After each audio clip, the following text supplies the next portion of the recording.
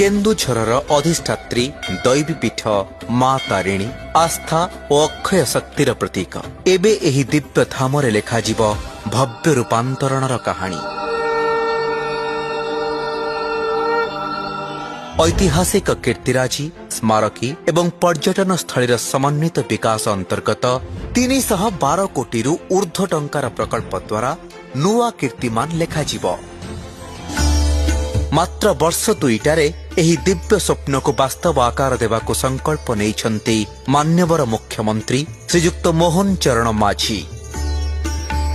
प्रथम पर्याୟରେ 216 शଯ୍या विशिष्ट यात्री निवास, अत्याधुनिक तीर्थयात्रा केन्द्र, इंटरप्रिटेशन सेंटर, आकर्षणीय फूड प्लाजा, मार्केट कॉम्प्लेक्स, नड़िया गोदाम और 500 आगंतुकों साधन योग्य प्रसाद सेवन हॉल, सुउच्च